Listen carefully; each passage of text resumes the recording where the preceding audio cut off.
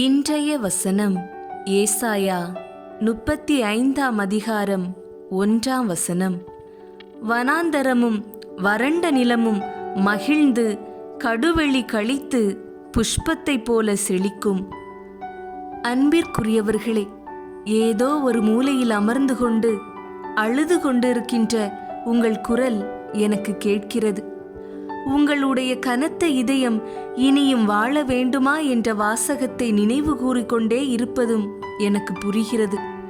ஏதோ ஒரு கஷ்டம், அதில் எப்படி நான் மீண்டு வருவது, யாரிடம் சொல்லி தீர்ப்பது என்றெல்லாம் உங்கள் மனம் புலம்பிக் கொண்டிருப்பதை உணர முடிகிறது. எதிர்பார்ப்புகள் ஏமாற்றமாக மாறும்போதும், வாழ்வில் ஏற்படும் சவால்களையும் சூழ்நிலைகளையும் எதிர்கொள்ளும் போதும், சில நேரங்களில் நம்மை தேற்றி ஆறுதல் கூறும் தோழமையோ ஒரு துணையோ வழிகாட்டியோ இல்லாத காரணங்களாலும் மனம் நொறுங்கி போகின்றோம்.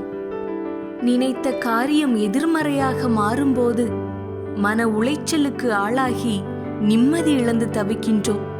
கடன் தொல்லையா, பிள்ளைகள் கைவிட்டார்களா, பணிச்சுமை காரணமா, எதுவாக இருந்தாலும் சரி, கவலைப்பட வேண்டாம். கவலையே இல்லாத மனிதன் ஒருவனை நாம் பார்த்து விட்டால் நாம் கவலைப்படுவதில் அர்த்தம் உண்டு. எனக்கு 100 என்றால் இன்னொருவனுக்கு 200, அவனை விட எனக்கு குறைவாகத்தானே இருக்கிறது என்று மனதை தேற்றிக் கொள்ளுங்கள். எல்லாம் நிறைவேறி நிம்மதியாக உயிர்விடும் வாய்ப்பு எவருக்குமே இல்லை. கவலை என்ற கல்லை கண்ணுக்கு முன்பு வைத்தால் அது பெரிதாக தெரியும். மிக அருகில் வைத்தால் அது கண்ணையே மறைத்துவிடும். அதை உங்கள் கண்ணுக்கு தெரியாதவாறு கீழே போட்டு விடுங்கள், அது காணாமல் போய்விடும். சந்தோஷப்பட்டு களி கூறும்படியான நீர்வளம் பொருந்திய நிலம் போல உங்கள் வாழ்வு மாறப்போகிறது. வனாந்தரத்தில் மன்னாவையும் காடைகளையும் கொண்டு லட்சக்கணக்கானோரை போஷித்த தேவன் 5 அப்பம் 2 மீன்களை கொண்டு 5000 பேரை போஷித்த தேவன் உங்களின் பசியாற்றி உங்கள் கவலைகளை துடைக்கப் போகிறார். என் வாழ்க்கையே வனாந்தரமாகிவிட்டது, செழிப்பு இல்லை, சந்தோஷமில்லை, ஆசீர்வாதமில்லை, ஒன்றுமே இல்லாத வறண்ட பூமி போல வனாந்தரமாகிவிட்டது என்று சொல்கிறீர்களா? கதறி அழுகிறீர்களா? கலங்காதிருங்கள். இயேசு என்கிற ஜீவநதி உங்கள் வாழ்க்கையில் வந்துவிட்டால் வறண்ட நிலமும் மகிழ்ந்து களிகூர்ந்து செழிப்பு உண்டாகிவிடும். எல்லாம் முடிந்து போய்விட்டது என்று கவலைப்பட்டு கொண்டிருக்கும் நீங்கள், ஒரு நாள் என் வாழ்க்கை இவ்வளவு மகிழ்ச்சியாக மாறும் என்று நான் நினைத்து பார்க்கவே இல்லை என்று சொல்லத்தான் போகிறீர்கள். எல்லாம் மாறும், பயப்படாதிருங்கள்.